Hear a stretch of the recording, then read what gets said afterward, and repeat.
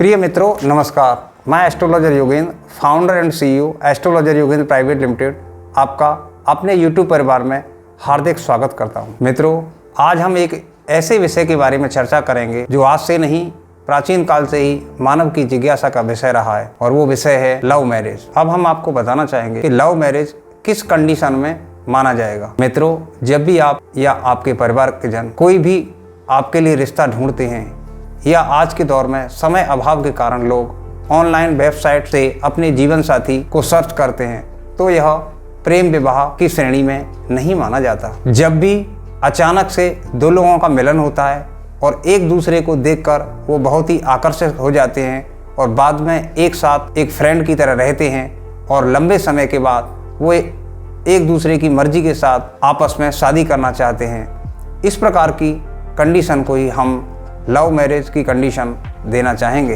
अब हम आपको बताना चाहेंगे कि आपकी कुंडली के अंदर ऐसे कौन से योग हैं जिन्हें आप देखकर अंदाज़ा लगा सकते हैं कि क्या मेरी कुंडली के अंदर भी लव मैरिज के योग हैं। मित्रों, आज हम कुछ ग्रहों की पोजीशन के माध्यम से आपको गाइड करेंगे कि अगर आप भी अपनी कुंडली देखकर या किसी एक्सपर्ट से दिखाकर उसमें ग्रहों की पोजीशंस के बारे में जानकारी लेकर आप ये जान सकते हैं कि आपकी कुंडली किस ओर इशारा कर रही है। अब हम कुछ चर्चा आपके साथ करना चाहेंगे। कुछ पॉइंट्स हैं जिनको आप अगर ध्यान देंगे तो आप आसानी से समझ सकेंगे कि आपकी कुंडली आपकी लव लाइफ के बारे में क्या बोलती है। अगर लड़का हो या लड़की, दोनों की कुंडली में शुक्र ग्रह का प्रथम भाव, पंचम भाव और सप्तम भाव और एकादश भाव से अगर कोई शुभ संबंध बन रहा है तो आपकी कुंडली में लव मैरिज के योग बनते हैं। लव मैरिज में सबसे पहले रोमांस होता है, एक दूसरे के साथ फ्रेंड सर्कल बनता है, उसके बाद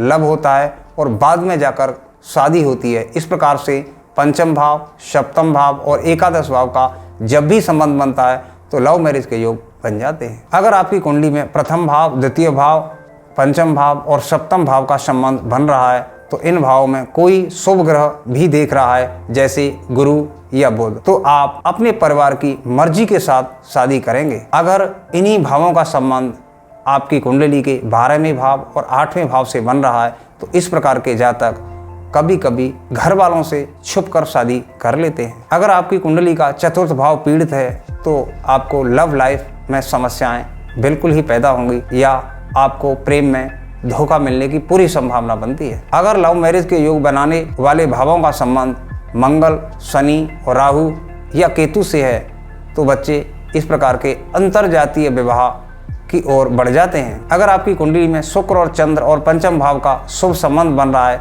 तो आपके लव मैरिज के योग बहुत अच्छे हैं। अगर आपकी कुंडली में भाग 3 और भाव 11 का आपस में कोई कनेक्शन है, ये दोनों ही भाव आपके अंदर एक तीव्र इच्छा प्रकट करते हैं, तो सबसे पहले इस प्रकार के जब भी योग बनते हैं तो व्यक्ति को पहले इच्छा ही तो उत्पन्न होती है, और जब भी इसका संबंध पंचम से या सप्तम से होता है तो कुंडली में लव मैरिज के योग बन जाते हैं। हम आपको हस्तरेखाओं से कुछ बातें बताएंगे जिसके माध्यम से भी आप जान सकते हैं कि आपकी लव लाइफ में किस प्रकार के योग बन रहे हैं। मित्रों, अगर आपके हाथ की रेखाओं में 2 विवाह की रेखाएं हैं जो बराबर हैं और आपकी सूर्य रेखा बहुत ही मजबूत है, चंद्र पर्वत आपका अच्छा है और हृदय रेखा से कुछ रेखाएं निकलती हैं, तो आपकी कुंडली के अंदर प्रेम विवाह के योग बनते हैं। अब हम आपको बताना चाहेंगे कि लव मैरिज में सफलता के लिए आप क्या उपाय कर सकते हैं। अगर आप लव मैरिज करना चाहते हैं तो आप उन्हें अवश्य ट्राई करें। जो भी लड़कियां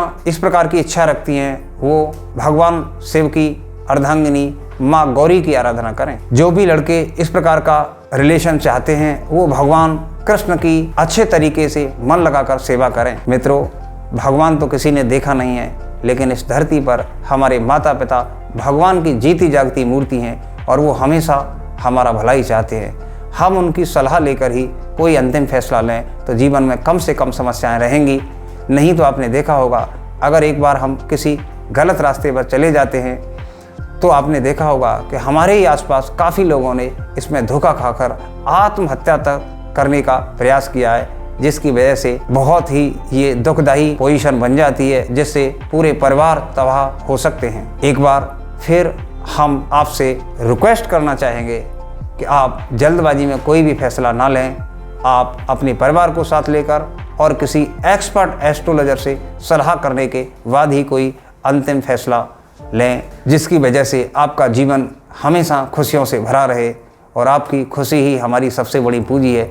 अगर आपको लगता है कि हमारे द्वारा बताई गई जानकारी आपके या आपके सर्कल के किसी भी व्यक्ति के लाभदायक हो सकती है, मित्रों, हम आपको बताना चाहेंगे यह एक कॉमन समस्या है आज हमारी और आप सबकी। हम और आप सब मिलकर ही इस समस्या के बारे में लोगों को एजुकेट कर सकते हैं। तो आप इस वीडियो को ज़्यादा से ज़्यादा लोगों तक शेयर करें, जिससे लोग सही जानकारी लेकर सही निर्णय लेकर अपने और अपने परिवार में खुशियों को बनाए रखें। अगर अभी तक आपने हमारे YouTube चैनल को सब्सक्राइब न किया है तो आप तुरंत उसे सब्सक्राइब कर दें और बेल आइकन को दबाना ना भूलें, जिससे आपको आने वाली अगली वीडियो समय से मिल जाएं और आप इसी प्रकार से अपनी जिज्ञासाओं के उत्तर जानते रहें और अपने जीवन में खुशियों को बढ़ाते रहें। अगर आपकी कोई जिज्ञासा है इस प्रकार तो आप एक बार तुरंत अभी हमारे संस्थान को फ़ोन लगाएं और अपना एक पेड अपॉइंटमेंट